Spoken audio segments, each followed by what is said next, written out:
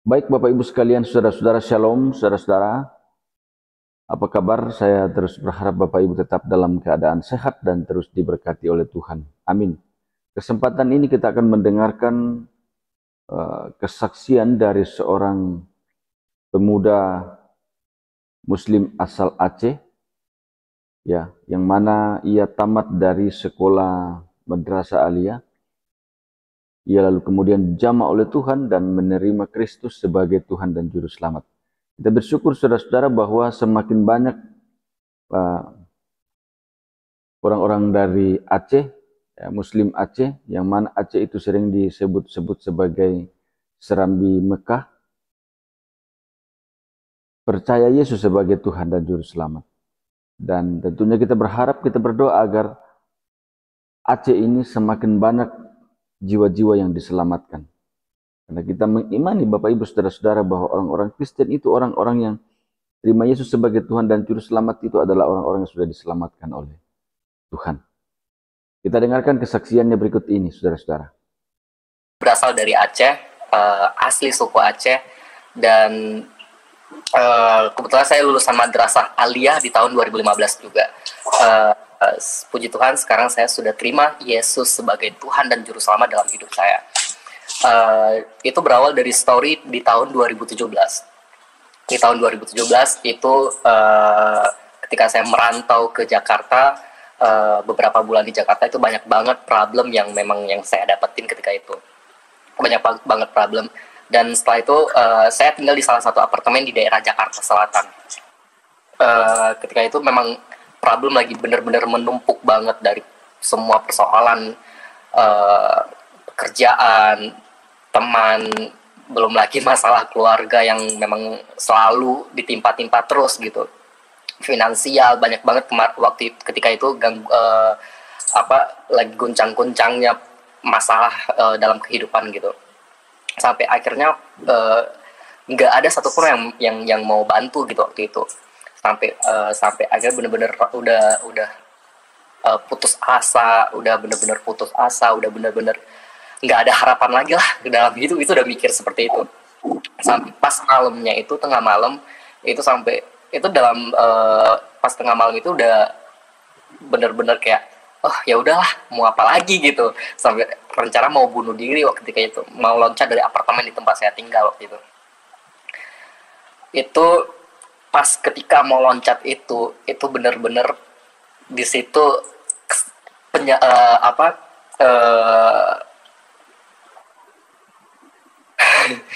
susah mau bicaranya. Itu bener-bener yang aku katakan itu tuh luar biasa banget waktu itu. Pas mau loncat itu, ketika udah di balkon itu udah bener-bener posisi itu tinggal terjun doang ya.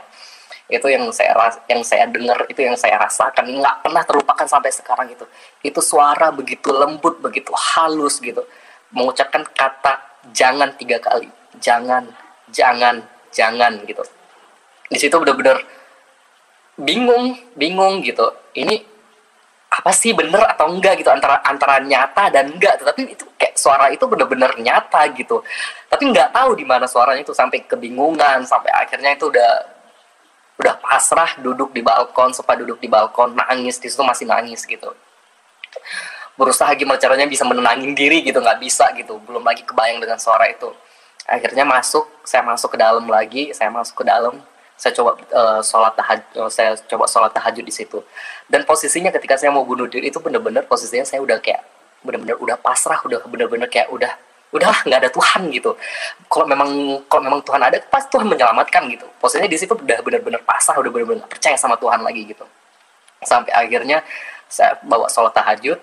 Pas di sholat tahajud di situ saya berdoa sama Tuhan, antara yakin dan nggak yakin sebenarnya. Pas ketika saya berdoa itu antara yakin dan nggak yakin selesai sholat tahajud. Banyak itu sih di situ. Saya berdoa sama Tuhan sampai sampai di dalam doa itu pun saya menantang Tuhan gitu. Kalau Tuhan itu benar-benar ada, tolong jawab gitu. Sampai akhirnya setelah sholat tahajud selesai berdoa, saya bawa tidur. Pas udah bawa tidur, nggak lama saya tidur, tiba-tiba kebangun. Nah, dalam bangun ini tuh semua gelap, semua ruangan itu gelap, tapi nggak kelihatan barang-barang apa-apa, nggak ada. Itu benar-benar gelap, nggak ada kelihatan apa-apa pun. Benar-benar gelap. Tiba-tiba di pandangan depan pandangan mata saya itu tiba-tiba cahaya keluar. Tiba-tiba cahaya keluar sampai menyinari semua tuh, sampai terang semua. Setelah terang semua itu terang lagi sinar yang kedua keluar lagi. Sinar yang kedua keluar lagi, dan itu posisi benar-benar lebih terang lagi daripada sinar yang kedua gitu, daripada sinar yang pertama. Setelah itu makin kesini makin besar sinarnya, sampai saya di situ melihat sosok yang nggak pernah saya lihat sama sekali. Yang mungkin di agama saya dulu mungkin saya beranggapan oh itu Nabi Isa atau apa, but ini memang nggak semirip dan nggak sempurna seperti apa yang udah ada banyak orang gambarkan dengan ilustrasi mereka gitu ya. Ini benar-benar berbeda gitu. Di situ sosok itu saya lihat, dia senyum, nggak ada berkata apa, cuma senyum. Nggak lama dia senyum, dia muter balik ke arah posisi yang dia keluar tadi. Dia balik, setengah perjalanan dia balik, tiba-tiba dia noleh lagi.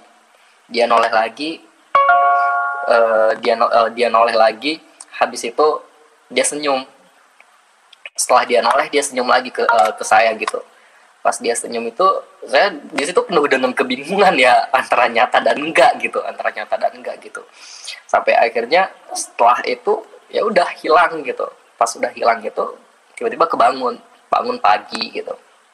Pas sudah bangun pagi, itu masih sempat kepikiran soal mimpi itu.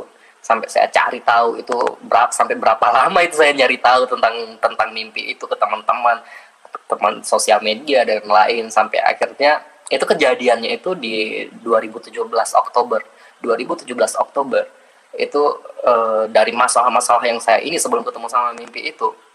Setelah mimpi itu antara kayak nggak ada masalah, kayak nggak ada problem gitu, kayak nggak ada apa yang aku alamin gitu, karena seketika kayak semua itu benar-benar membaik walaupun nggak sepenuhnya benar-benar stabil gitu.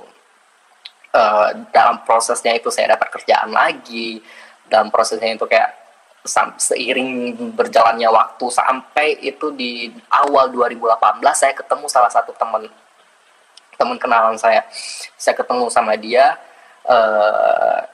Sama sekali pertama kali sama dia itu saya belum pernah ketemu karena kita berteman melalui media sosial. Kita ketemu sama dia pas satu hari, kita ketemu sama dia, aku langsung cerita sama dia, langsung terbuka sama dia, dan posisinya di situ saya nggak tahu dia itu Muslim kah, Kristen kah, atau agama saya nggak tahu. Saya langsung terbuka sama dia, cerita sama dia. Setengah perjalanan saya cerita, tiba-tiba dia ngomong, nanti setelah kamu cerita saya doakan kamu ya, kata dia gitu. Oh iya, nggak apa-apa gue gitu. Dan posisinya di situ saya benar-benar nggak tahu ya dia itu agamanya apa. Habis itu sebelumnya juga saya nggak tahu gimana cara doa orang Kristen, Katolik atau agama lain, saya nggak tahu kecuali Muslim gitu, karena posisinya saya benar Muslim di situ. Sampai akhirnya selesai cerita, dia doain, di situ saya nangis gitu, nggak nangis gimana, tiba-tiba pas lagi dia mendoakan itu tiba-tiba air mata jatuh sendiri gitu, sampai nangis gitu. Dia bilang ya nggak apa-apa gitu, sampai dia doain Bapak begini nggak apa-apa gitu. Sampai akhirnya selesai berdoa, ya udah dia pulang. Pas dia udah pulang, dia nge-WhatsApp lagi, besok mau ikut nggak ke kampus, nanti aku kenalin kamu dengan kakak rohani aku, kata dia gitu. Terus saya bilang oh ya udah nggak apa-apa. Besoknya ke kampusnya dia, ketemu sama kakak rohaninya dia, cerita lagi sama kakak rohani dia, terus dia doain apa sampai dia ngajak, oh udah kebetulan nih minggu depan ada SPK nih di gereja saya gitu. SPK itu saya pengikut Kristus. Nanti ada beberapa kelas di situ, nanti kamu bisa selesain sampai kelas terakhir, sampai kelas kerajaan Allah gitu. Terus di situ bilang oh ya nggak apa-apa, biar saya tambah-tambah belajar lagi tentang kekristenan, saya bilang gitu. Minggu depan saya langsung ke gereja, dan itu pertama kali saya masuk gereja itu salah satu gereja di Abalok di Jakarta Utara. Saya ke situ gereja ikut SPK.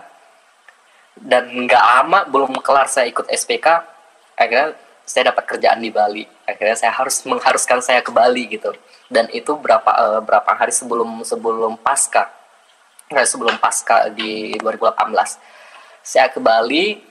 Dan di Bali saya ada kenalan teman, dan dia Katolik. Pas hari pasca, posisinya di situ pas posisi saya di Bali, dan itu pertama kali saya ke Bali juga, dan itu saya nggak tahu ya di mana gereja Protestan, yang mana gereja Protestan, yang mana gereja Katolik, dulu nggak bisa membedakan sama sekali gitu, karena nggak paham gitu. Sampai akhirnya pas pasca di Bali, saya diajak sama dia, ya udah kamu join dulu ke gereja aku di gereja Katolik di sini gitu. Ya udah, datang sama dia. Pas udah datang masuk ke gereja, mereka pada nggak tahu itu apa namanya gitu. Sampai setelah itu kan ada sesi percikan air gitu tuh dari pastornya gitu. Akhirnya setelah saya percikan air tuh berdoa. Nah, pas di posisi berdoa ini tuh bener-bener di posisi berdoa ini yang nggak pernah terlupakan sama aku sebenarnya dibanding yang lain gitu. Karena yang bener-bener nyata itu yang pas posisi di situ gitu. Selesai berdoa, pas lagi berdoa itu kepala saya itu seperti dielus 2 kali dari depan ke belakang 2 kali. Itu pengalaman yang nggak pernah bisa saya lupakan dibanding yang lain gitu. Ini memang nyata banget, dan nggak ngerti mau bilang apa lagi. Pas selesai berdoa, saya ngomong sama teman, tadi siapa yang ngelus kepalaku? Tadi siapa yang ngelus kepalaku? Nggak ada, katanya gitu. Serius, aku ngerasa banget tadi ada yang ngelus kepala aku 2 kali. Aku bilang gitu sama dia, masa sih, kata dia gitu. Iya gitu, karena kan dia juga tahu story aku baru pindah juga Kristen gitu. Di situ dia nangis, teman aku dia nangis di situ. Kamu kenapa nangis gitu? Enggak, Tuhan tuh sayang banget sama kamu, Tuhan itu udah memilih kamu gitu. Banyak dia ngomong waktu itu, ketika itu. Sampai akhirnya aku ikutan nangis. Dia meluk aku. Habis itu kita pergi pulang. Pas sudah pulang itu, long story, maksudnya setelah pulang dari gereja Katolik itu, akhirnya beberapa lama saya di Bali, ketemu dengan teman-teman Kristen yang lain gitu. Sampai saat ketemu sama teman Kristen Protestan juga gitu. Akhirnya aku kenalan sama dia, dibawalah sama dia ke gereja Hillsong Bali. Gereja Hillsong Bali, saya ibadah di situ, selalu pergi sama dia gitu. Setelah jauh dari dia, saya sering sendiri gitu. Tapi dosa tetap, maksudnya di situ kayak masih banyak dosa juga yang saya lakukan ketika waktu itu. Sampai akhirnya aku memutuskan diri untuk dibaptis. Aku siap dibaptis. Aku udah bicara sama diri sendiri, aku siap dibaptis. Aku langsung ke salah satu anak pelayanan di Hillsong. Saya jumpain, saya minta bilang, kapan ini ada acara baptis? Oh, minggu depan ada gini nih, baptis. Saya dibaptis tanggal 22 Juli 2018, saya dibaptis. Selesai dibaptis, itu luar biasa lagi yang saya rasakan. Antara kayak, aduh Tuhan, ini apa lagi gitu kan. Kayak bener-bener ujian lagi gitu, bener-bener diuji lagi gitu sama Tuhan gitu. Saya kenal dunia prostitusi, saya kenal dunia narkoba, saya kenal dunia malam gitu. Tapi sebelumnya saya bisa lebih dulu kenal dengan dunia malam, artinya kayak mabuk-mabukan, setiap malam ke klub apa gitu. Setelah itu baru setelah dibaptis itu baru saya kenal dunia narkoba, prostitusi dan yang lain-lain gitu. Itu gimana ya, selama saya menjalankan di dunia gelap itu, di dunia buruk itu, ya ibadah tetap ibadah. Bahkan sampai mau memutuskan diri untuk pelayanan juga di gereja gitu. Saya pelayanan di Hillsong. Terus akhirnya nggak pernah lupa doa, ibadah selalu, walaupun pelayanan jarang-jarang gitu. Narkoba tetap, malam tetap mabuk-mabukan gitu. Karena saya setiap hari berdoa gitu sama Tuhan, kapan aku bisa lepas dari sini, Tuhan, kapan aku bisa lepas dari situ. Sampai saya ikut connecting group juga di gereja gitu. Banyak yang proses ketika itu gitu. Sampai aku setiap hari benar-benar berdoa sama Tuhan, Tuhan kapan aku bisa lepas dari lingkaran ini, Tuhan kapan aku bisa lepas. Makin aku di dunia itu, makin banyak teman-teman aku yang anak-anak Tuhan yang lain gitu, yang Tuhan kasih ke aku gitu, Tuhan dekatkan ke aku gitu. Aku suka sharing sama mereka gimana gitu. Tapi narkoba tetap sampai aku sampai bener-bener niat berbohong gitu sama mereka. Iya, aku udah stop gini, masih make ketika itu. Panjang cerita, sampai setiap hari aku berdoa sama Tuhan gitu.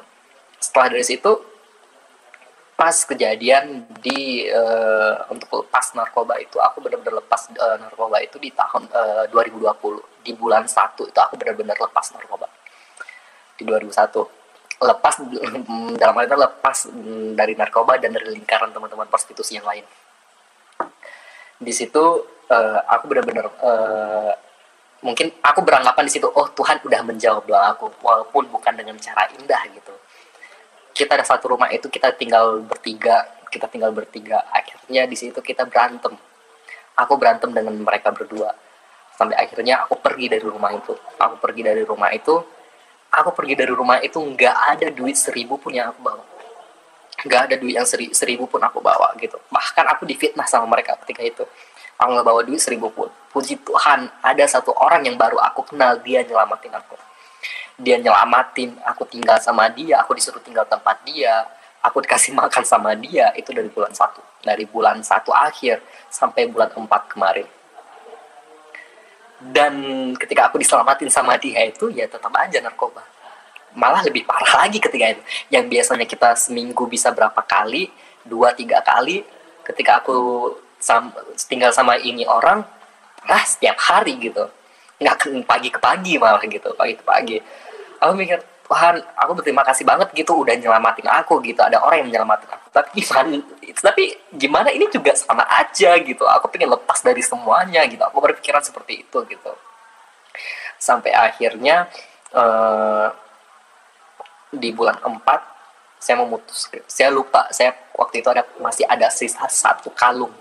Saya lupa ketika itu saya ke Jakarta itu saya jual kalung. Saya masih ada sisa 1 kalung ketika itu, kalung emas saya pas ketika di bulan 4 itu saya baru ingat, oh ya ini kan aku kalau punya kalung, masa aku pakai. Di situ aku baru sadar, selama itu aku nggak pernah sadar aku pakai kalung. Di situ akhirnya aku jual kalung itu, aku pergi ke Jakarta. Tinggal di Jakarta. Di Jakarta juga banyak proses ketika itu, banyak banget proses. Berantem sama temen lah, beginilah, begitulah, banyak banget cerita ya. Pokoknya makin kesini tuh makin, tapi puji Tuhan untuk narkoba, prostitusi dan dunia mabuk-mabukan, puji Tuhan aku sekarang udah benar-benar stop. Kalau untuk mabuk aku udah lama stop. Narkoba itu benar-benar di bulan 4 kemarin itu benar-benar terakhir, karena aku lepas dari Bali. Sengaja aku pergi dari Bali itu supaya satu sisi juga aku bisa lepas dari dunia itu gitu.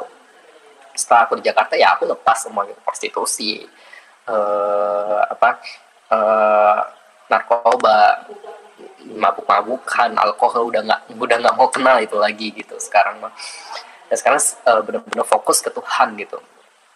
Karena satu sisi juga kadang sempat berpikir sih gitu, kayak aduh, aku munafik gak sih ini gitu. Aku sampai beberapa ke teman aku nanya, aku munafik gak sih aku seperti ini gitu, aku munafik gak sih aku seperti ini gitu.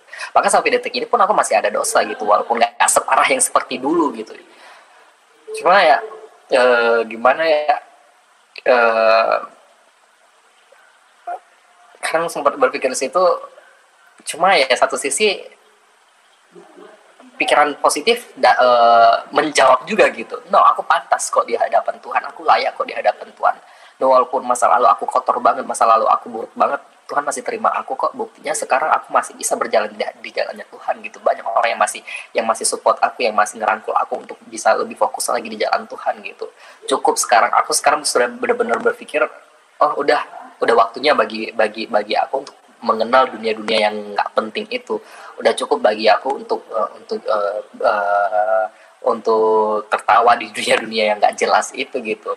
Karena sekarang aku berpikir aku masih muda gitu, sayang banget gitu masa muda aku dihabiskan cuma untuk dunia narkoba apa semua itu. Sayang banget sih aku berpikir kayak gitu. Nah, apalagi dengan kisah teman aku yang meninggal juga, 2 orang itu meninggal dulu sebelum 2018 sahabat aku juga meninggal saat sekali kemarin 2020 sebelum aku berangkat ke Jakarta juga sahabat terbaik aku juga meninggal. Itu semua efek karena narkoba. Di situ aku juga jadi pembelajar bagi hidup aku gitu. So sekarang aku benar-benar untuk stop semua itu. Sekarang setiap hari aku mencoba gimana setiap harinya aku bisa lebih baik dari hari-hari sebelumnya gitu. Sekarang masih terus mencoba belajar hal-hal yang lebih baik lagi gitu. Ya, sungguh luar biasa saudara-saudara, kesaksian dari seorang pemuda muslim asal Aceh ini. Semoga dapat memberkati kita, menguatkan kita, membuat kita semakin kuat, semakin bertumbuh dalam iman kepada Yesus Kristus. Jangan lupa untuk terus mendukung channel ini saudara-saudara dengan cara like, subscribe, dan share supaya saudara terus mendapat notifikasi video-video terbaru dari saya, dan terlebih channel ini akan terus berkembang ke depan dan menjadi saluran berkat bagi banyak orang. Tuhan Yesus memberkati saudara-saudara sekalian.